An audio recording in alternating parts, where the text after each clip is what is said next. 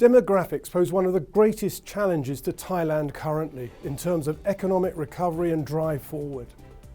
Hi, I'm Chris Cracknell, Chairman of Thornton, and I'm going to share with you today some of the issues, some of the consequences, and potentially some of the solutions to this demographic challenge that Thailand currently faces. Unfortunately, the issue has to date been largely silent.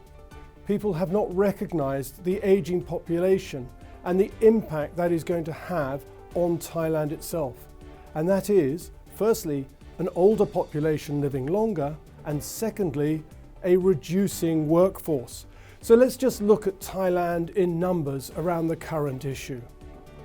The population, currently around 71, 72 million, is going to fall, given current birth rates, to around 44 million by 2100. Why is this? Fundamentally, it's driven by the fertility rate. A replacement fertility rate is about 2.1. That's it, a couple having just over two children each. But in Thailand, that fertility rate is 1.1. That means for every couple, they're only having one child. And therefore, logically, as time moves forward, the population of Thailand is reducing. Sadly, this trend of being below 2.1, the replacement level, has been in place since 1991. And this is a major problem. And when we look at how it impacts people, it means people are having children later. It means they're having less children. And it means that the fabric that powered the economic growth of Thailand in recent years is going to be curtailed or limited by the availability of a workforce in the future. At the other end of the scale, we've also got life expectancy. People are living longer. Life expectancy is improving, and this is a real positive for the country. It shows that healthcare is improving, diet is improving, and that general living standards are getting better. In 2024, a male can expect to live for about 76 years on average and a female for 84 years. This is up from the year 2000, where a male was expected to live for around 68 years and a female for 76 years. At the same time, we have a dramatic move of the population from being agriculturally based or rurally based into an urban population. And this was synonymous with the growth of the middle class, with wealth being spread through a wider group of the population, and this drove an internal demand market which helped fuel the growth of Thailand. And when you match it with exports and tourism, this was a major benefit for the Thai economy in past years. But as we look forward, it gets more difficult. In this graphic I've got behind me, we're looking at the population of Thailand in pyramids back in the year 2000 compared to what we expect to see in 2050. And this really simplistically shows that this bulge of population, working population between the two red dotted lines, is moving up and becoming older. And the working population behind it is shrinking and doing less. So, how do we overcome this? What should we be considering within Thailand to address these issues? The other interesting fact for Thailand is that most economies around the world that have also got a growing aged population and reducing fertility rates, such as Japan, Korea, Singapore, for near neighbours, all had a period of prosperity before they moved into having an aged population. Thailand has gone straight from a quick period of economic boom to having an aged population. The aged population in itself will also provide challenges. Who is going to look after them? What new skills are needed within healthcare, hospitals, retirement homes that Thailand doesn't have today? Again, historically, it was probably just the wealthiest in the population that lived longest. Today, it is more evenly spread. Who is going to pay for this? How are the revenues or the tax revenues that the Thai economy generates paying for older people when it has so many other demands? So again, from this diagram, you can see this aging population and how it's moved and how it's impacting us. But there is also another major factor that's going to impact Thailand at the same time, and that is around the education and skills of the workforce.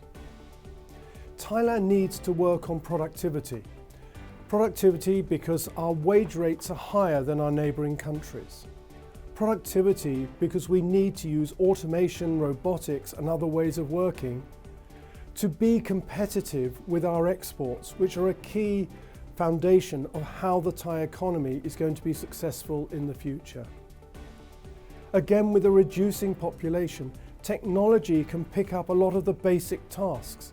And I know a number of people will suggest, well, we can just bring in more foreign labour to fill those gaps. And I think last year we had around 16% increase in the number of foreign workers working here in Thailand in construction and other activities. That's great in one sense because it fills the gap. But in the long term, the money they're being paid isn't staying in Thailand fueling the economy. It's going back overseas to their home countries and their families. So I don't see this as being a long-term solution for Thailand. It will deal with part of the issue, not all of the issue. So let's have a look at some recent World Bank statistics around education and preparedness for the new world. And I'm talking here primarily around things like literacy skills, digital skills, and socio-emotional skills. And in all these areas, unfortunately, Thailand scores below the level it needs to do to get the right level of productivity and education into the workforce to drive the economy. More work needs to be done on the basics of education to bring our labour force and our workforce for tomorrow forward with the right skills to take advantage of technology. And if we don't do this, we're going to face a number of consequences. At a company level, for individual companies, a shrinking workforce. Where will my labour come from for tomorrow? Whether it's office workers, manual workers, any level, where are they going to come from? Skilled labour shortage. Even if I can recruit them, are they going to have the skills to use the technology I need to use to get productivity? We need to move from having 3 people looking after 1 robot to 1 person looking after 3 robots. Are those people going to have the skills? And it starts with first education, second education, university, and then vocational training and retraining throughout the workforce. And this will be supplied by companies and needs to be re-emphasised and encouraged by government as well. We have to overcome a stagnant productivity gap here in Thailand. At a country level, we're also going to face a number of consequences. Increasing costs to government, increasing dependency ratio, and I'll touch on this one in a minute, and pressure on Thailand's public debt.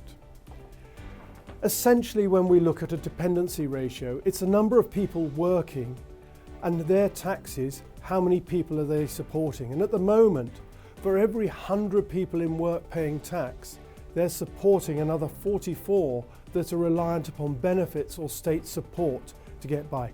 This number is only going to increase. The number of dependents on taxpayers will increase. So where will the government raise tax from to pay for aged care and all the other things of an ageing society? If we look at Thailand's public debt, during COVID it rose quite significantly from around 40% of GDP up into the 50s and towards the low 60s. And recently the government increased its debt ceiling from around 60% to around 70%. A positive move, and you may say well below the levels of many mature economies in Europe or USA. However, Thailand's experience of managing a high level of public debt is not great, having always operated at very low levels in the past. And if we look at the 10,000 Thai baht that is going to be paid to individuals, Thai citizens here in Thailand, that is going to add another 2.5%, 3% to the debt levels here in Thailand, to our government debt. So when we look at this, the government will need to think about how am I going to raise the money to look after the elderly, to provide retraining, and actually from a reducing tax-paying workforce. Where else can it get its money from? So when we go back and then we examine this challenge for businesses today and move away from the challenges facing government, I think the first question I would ask any business, if they came for a consultation or wanted to talk about this more, is if you started your business today, would you design it in the same way you're operating today? And I would say for the majority of companies, 99% plus, people will turn around and say, no, I wouldn't. I would use technology more. I would use a different system. I would simplify these processes.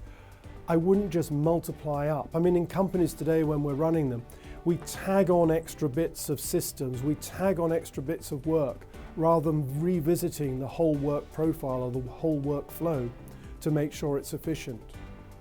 Businesses need, in the same way they did post-COVID to revisit their strategy, they need to revisit what their business would look like if they started today, and then work out a transformation project of getting their business from that level to the new modern productive level, relying much more heavily upon technology, robotics, AI, and other solutions to get the level of productivity against less labour to make them competitive, not just on the Thai market, but on the world market, because that's what's going to drive exports out of Thailand.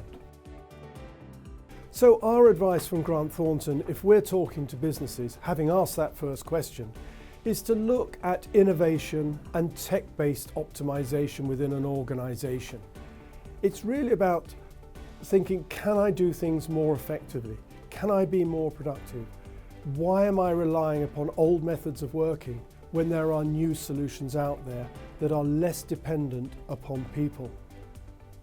Seek opportunities for automation and robotics.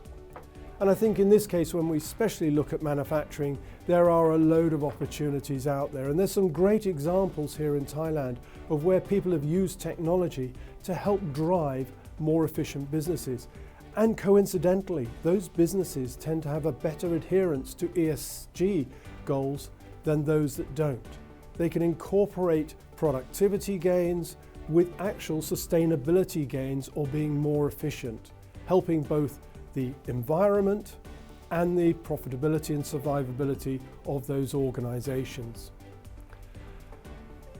Naturally, I'm certainly not against people. I think people make businesses, and on many levels, people provide a really clear interaction with other people, which gives a company personality. The basic tasks can be done through automation. So use your people in the front line where they can create the most benefit for your organization, the interface with customers and clients, the personality behind the organization. But use technology and automation to do the basics, to do the mundane, to do the repetitive work that we don't need to do ourselves. Our robots can work 24/7. Our people don't. So use them to where they're most effective for the organization and use technology to support them and allow them to be productive. The other thing is where you do employ people, especially in manufacturing and other service interfaces, maybe at hotel, hospitality or something similar, is actually the need to retrain people on a consistent basis. We need to move away from rote learning to inquisitive learning. We need to encourage people to take responsibility, to understand how to deal with problems naturally as part of their way of working, rather than reverting back to a rule book or something that tells them how to deal with it. They've got to have spontaneity. They've got to be able to deal with the unusual. They've got to be able to respond instantly, and they've got to own responsibility for solving problems. We can only do this if we upskill people, if we retrain people, not once during their career, but I would guess every 3 to 5 years, if not more often.